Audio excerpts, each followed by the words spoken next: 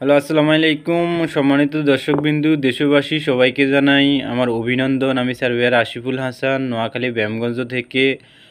আজকে যে বিষয়টা নিয়ে আমরা ভিডিও করব সেটা হচ্ছে মালয়েশিয়া যাওয়া প্রসঙ্গে। অর্থাৎ আমাদের দেশের জনগণ যারা মালয়েশিয়াতে যেতে ইচ্ছুক, তারা দালাল ধরেন, বিভিন্ন এজেন্সির কাছে ঘুরেন এবং এজেন্সিরা পাসপোর্ট আটকিয়ে ফেলে, পরে বিদেশ যেতে পারেন না। এই ধরনের সমস্যাগুলা হয়ে থাকে। তো এই কারণে আমি আপনাদেরকে জানাতে চাচ্ছি যে সরকারিভাবে একটা সংস্থা আছে যেটা বিদেশে লোক পাঠায় অথেন্টিক, বৈধ এবং লিগ্যাল পথে, কোনো দালাল এবং এজেন্সি ছাড়া। তো সেটা হচ্ছে Bangladesh overseas employment and services limited, BOESL. BOESL প্রবাসী কল্যাণ ও বৈদেশিক কর্মসংস্থান মন্ত্রণালয়ের একটি প্রতিষ্ঠান। এখান থেকেই সরকারিভাবে জনগণকে বিদেশে প্রেরণ করা হয়। তো আজকের বিষয়টা হচ্ছে মালয়েশিয়ার প্রসঙ্গে। বুএসএলের মাধ্যমে মালয়েশিয়াতে যাওয়া যায় এবং বুএসএলে মালয়েশিয়ান কোম্পানিগুলো বুএসএলে চাকরি পোস্ট করে থাকে। ওইখানে বুএসএলের নোটিশ বোর্ডে ঢুকে আপনারা নোটিশ পড়ে আবেদন করে মালয়েশিয়াতে যেতে পারেন খুবই স্বল্প খরচে। কত সম্ভবত 70 থেকে 1 লক্ষ টাকা এরকম ব্যয় আপনারা মালয়েশিয়াতে যেতে পারবেন। আর যেখানে দালালরা 4 লক্ষ 5 লক্ষ টাকা হাতিয়ে নেয়, তারপর আবার বিদেশ যেতেও সমস্যা হয়, যাওয়াও যায় না। এরকম সমস্যাগুলো নিয়ে আজকে এই ভিডিওটা করা। তো আমরা আসি যে মালয়েশিয়া কিছুদিন আগে একটা চাকরি সার্কুলারে মালয়েশিয়ার নির্মাণ খাতে, অর্থাৎ কনস্ট্রাকশন খাতে তালিকাভুক্ত 7,873 জন লোকজনকে মালয়েশিয়াতে নেওয়া হয়েছে বুএসএলের মাধ্যমে নির্মাণ খাতে। এটার আবেদনের এখন টাইম শেষ। এটা গত আবেদন নিয়ে আমি কথা বলতেছি।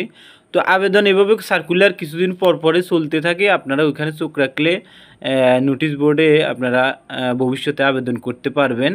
তো এর জন্য কি কি লাগে, আমি একটা সার্কুলার বিভিন্ন রকমের হয়ে থাকে। এই স্কিল ওয়ার্কারদের, সাধারণত যাদের দক্ষতা আছে তাদেরকে, অদক্ষ ব্যক্তিও যেতে পারে। তো দক্ষতা যাদের আছে তারা, যেমন মালয়েশিয়া সরকার থেকে প্রাপ্ত তালিকার লিঙ্ক। বুয়েসেল নোটিশ বোর্ড যখন প্রকাশিত হয় তখন মালয়েশিয়া সরকার কর্তৃক একটা লিঙ্ক দেওয়া হয়। ওই লিঙ্কে আপনাকে আবেদন করতে হবে।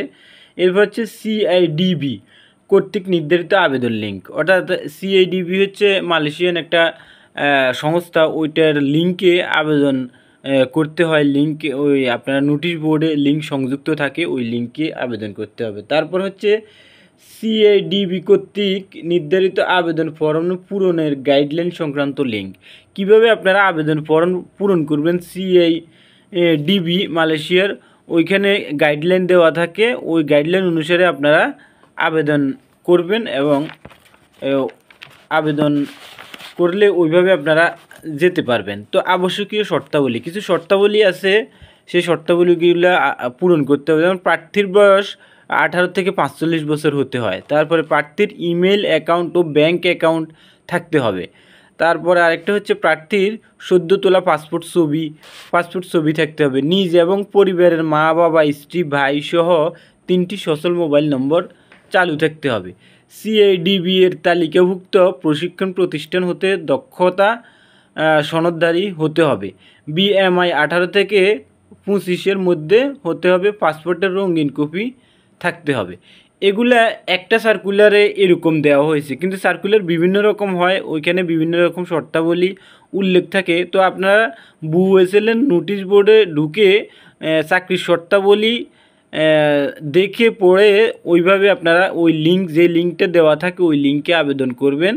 আর যারা আবেদন করতে জানেন না বা বুঝতে পারেন না, আবেদন অনেক সময় ইংরেজিতে হয়ে থাকে, তারা আমার সহযোগিতা নিতে পারেন। আমি এই বিষয় নিয়ে কাজ করি নোয়াখালী ব্যায়ামগঞ্জ থেকে, সার্ভেয়ার আশিফুল হাসান। আমার number TikTok, YouTube, Instagram, Facebook সবখানেই দেওয়া থাকবে। আপনারা ওইখান থেকে নাম্বার নিয়ে যোগাযোগ করে মালয়েশিয়া যেতে যারা ইচ্ছুক তারা আবেদন আমার মাধ্যমে করাইতে পারবেন। এর জন্য আমি তেমন একটা কোনো টাকা নেই না, সামান্য কিছু হয়তো আবেদন ফি নিয়ে থাকি।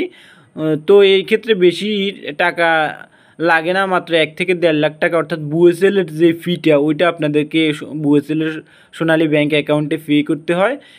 এছাড়া আর কোনো দালাল বা এজেন্সি আপনাদেরকে ধরতে হবে না, সরাসরি আপনারা এখান থেকেই মালয়েশিয়া যেতে পারবেন। তো আজকের জন্য ভিডিওটা এখানেই সমাপ্ত করছি। আমি সার্ভেয়ার আশিফুল হাসান। যদি ভিডিওটা ভালো লাগে তাহলে বেশি বেশি করে লাইক করবেন, শেয়ার করবেন, পোস্ট করবেন।